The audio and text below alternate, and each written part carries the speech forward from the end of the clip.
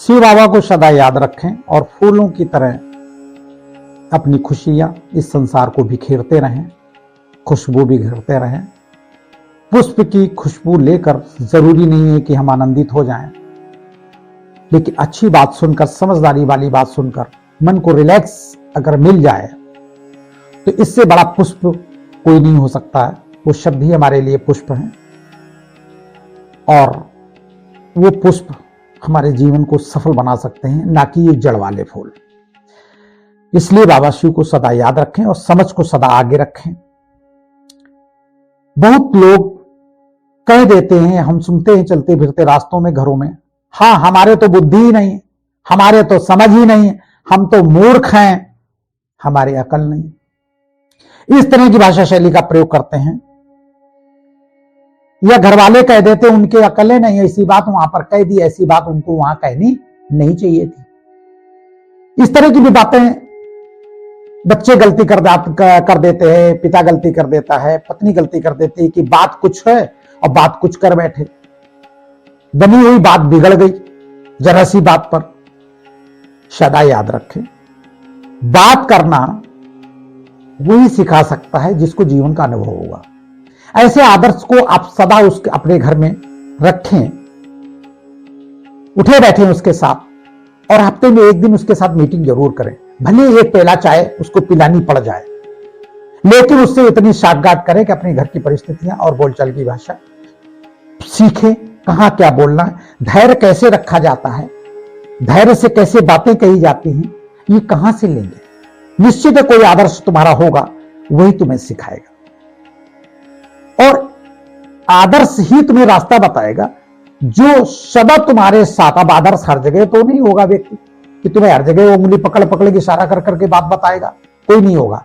लेकिन कुछ सीखो अपने आदर्श से और कुछ सीखने का वो रास्ता बताएगा कि कब का क्या कहां कैसे बोलना है या कहां मौन रहना है।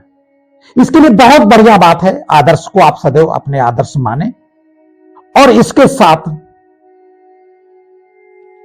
जितना भगवान को याद रखेंगे, जितना भगवान को याद रखेंगे,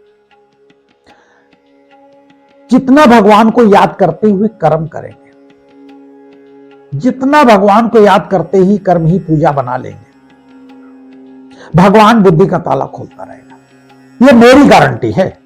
आप एक भी रुपया ज्यादा गिन के नहीं दे सकते किसी से। बहुत लोगों को मैंने देखा है कि अक्सर वो रुपए ज्यादा दे देते हैं गिनने में, हड़बड़ी में, क्योंकि मन की स्थिति उनकी स्वस्थ नहीं होती। इसलिए भगवान को सदा याद रखेंगे तो बुद्धि का ताला खुलेगा और बुद्धि का ताला जब खुलेगा तो पारिवारिक जीवन में भी हमारे बहुत सारे वो ताला जब खुल जाएगा तो काम आएगा। समय पर हम अच्छे पॉइंट अपने बच्चों परिवार को दे सकते हैं, समाज को दे सकते हैं। बहुत लोग, शायद आप लोगों के भी परिवार में ऐसे होंगे कि किसी की बात कोई बच्चा या कोई पत्नी नहीं मानती, लेकिन फलाने की बात मान लेता, दूसरे की बात कोई आता, वो आते हैं समझाते हैं, समझ में उनकी बात आ जाती। क्यों? उनका बुद्धि का ताला कुछ खुला हुआ है तो कोई ऐसी बात कर देते हैं। या काउंसलिंग, जो लोग काउंसलिंग करते हैं तो क्या करते हैं, यही तो करते हैं कि बुद्धि का ताला खोलते हैं। लेकिन जो वास्तव में आध्यात्म वाला व्यक्ति होगा वही बुद्धि का ताला खोल पाएगा। पढ़ने वाला व्यक्ति जो लौकिक पढ़ाई, वो कभी भी काउंसलिंग नहीं कर पाएगा। वो एडमिशन जरूर करा देगा, बच्चा एडमिशन नहीं करना चाहेगा, लेकिन बुद्धि का ताला नहीं खोल पाएगा, शिक्षा आपको नहीं दे पाएगा।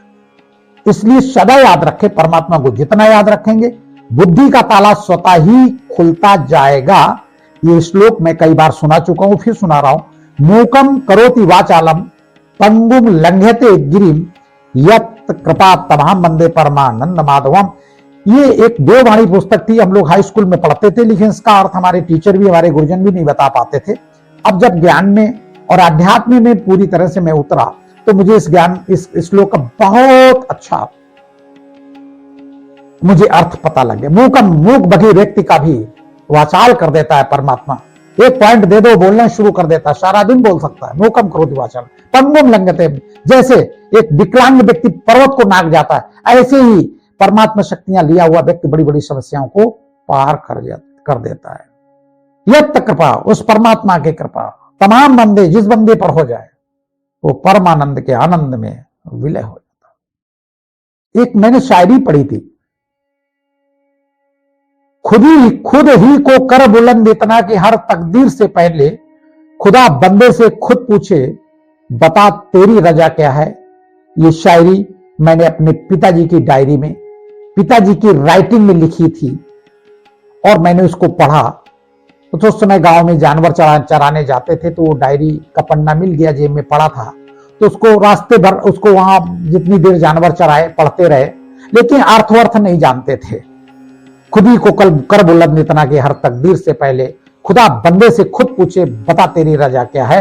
और ये प्रश्न हम अपने पिताजी से भी नहीं कर पाए। हमें यही लगता था कि कोई शायरी वायरी गलत चीज होती है और पूछेंगे तो मार पड़ेगी। अब ऐसी स्थिति में ये मन में बात बनी रही, लेकिन आज मुझे उसका अर्थ समझ में आया।